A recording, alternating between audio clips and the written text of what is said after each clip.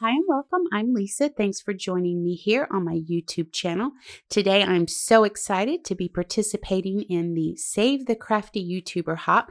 Now this hop is a celebration of card making video tutorials created by a group of talented crafters of all different styles, and we're coming together to give our viewers a chance to discover other amazing card makers and help reach monetization goals. All you have to do is watch, like the video, consider subscribing, and click the link in the video description below to hop to the next video. Of course, none of this would be possible without the support of these amazing sponsors. To be eligible to win, you must leave a comment. Please include in your comment if you're located in the USA or international, as some prizes, not all, have restrictions on them.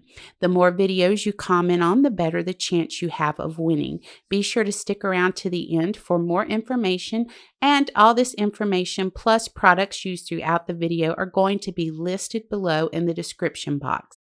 To get started, I'm going to be doing some die cutting using the Simon Says Stamp nesting egg dies, the Simon Says Stamp church dies, one of the bunny dies from the Simon Says Stamp Oh Bunny coordinating dies, and the Whimsy Stamps cloud and grass edger dies.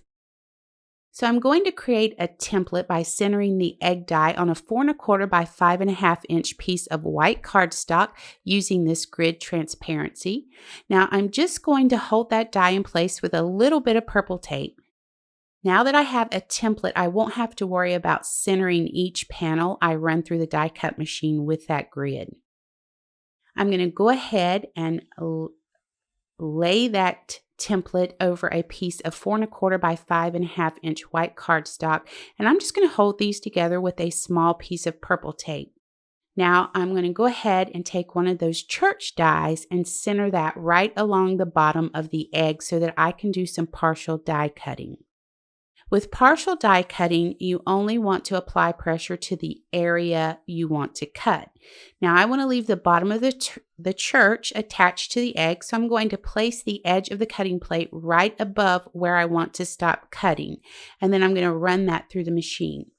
Now I'm going to remove the die and replace it with the egg. The same thing applies. I want to cut everything around the church out, so I'm lining the cutting plate on the right side of the church and running that through the machine. And then I'm going to repeat that on the left side, and then one more pass to cut the top of the egg. Now we will remove this, and the church should stay intact. Pretty easy. So we're going to go ahead and do the same thing with the bunny die. I'm going to lay the edge of that cutting plate where I want to stop the cutting, run it through the machine, remove that bunny die, go ahead and cut the right side, then the left side, and then the top. Now, once we take this apart, the bunny should stay intact. So I went ahead and I've done 2 church panels, and I did 2 panels with the bunnies. Sometimes you may need to make a few small snips with your scissors, but you shouldn't have to do a lot of cutting. Now I found using those small plates from like the Sidekick makes partial die cutting so much easier. Next, I'm going to run some masking paper through the die cutting machine using the Whimsy Stamps cloud and grass edger dies to create stencils for our backgrounds. So here you can see all the panels that we went ahead and created. And I'm going to be using some Catherine Pooler inks. Now, Catherine Pooler is so generously giving away 2 ink pads to one lucky winner that leaves a comment below on my video. And I've had the pleasure of using a few of her mini inks before. And I thought since she was so generous to sponsor the hop, I would purchase these inks to use during the video. Now, I love the minis, so I knew I would love these the same. So I've placed one of the die cut panels down so I can place a small tick mark to guide the rays of light that I want radiating from the steeple. And I'm going to load a small amount of the shea butter ink onto a blender brush, and using the edge of a scrap piece of paper, I'm going to blend the ink off the edge of that paper, creating a nice sharp line. Then I'm going to continue rotating the paper and laying the ink down, creating a new ray of light each time. I'm going to come in with an ink dauber and Memento Luxe Wedding White ink to blur out the center just a little bit, giving me more of a bright glowing look. And then you're going to see our final result. Next, we're going to go ahead and do our bunny background with our stencils. So I went ahead and I laid that panel down and I made a tick mark at the top and the bottom just so I would know where I need to be laying the ink down.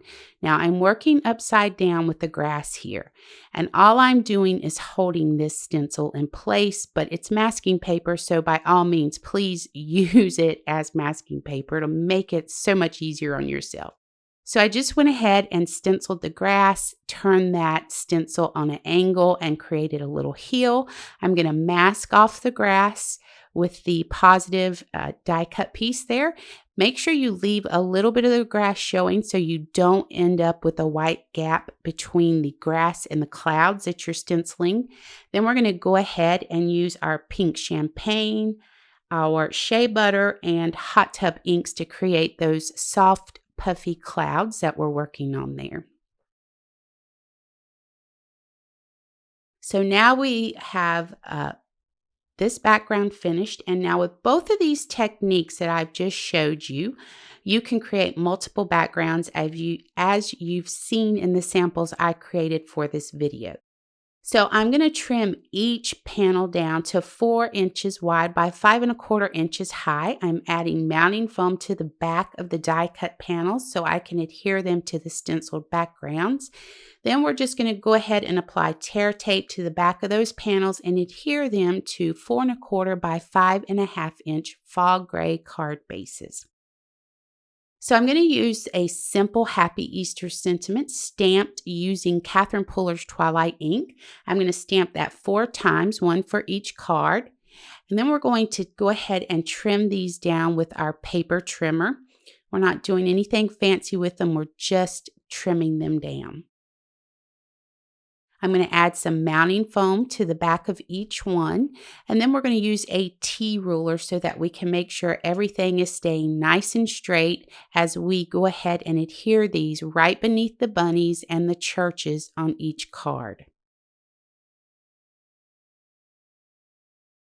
So I'm going to finish the cards off with white enamel dots for the bunny tails, and I made a last minute decision to cut a few tiny clouds to add around the edge of the egg, just to add a little interest to the top of these 2 cards.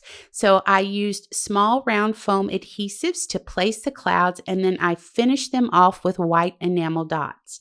A few sunlight confetti mixed by Honeybee Stamps scattered about those rays of light will finish off the last 2 cards. And that's going to bring us to the end of this video. Be sure to click the link in the description below to hop to the next video, and please remember all comments need to be made by April 5th.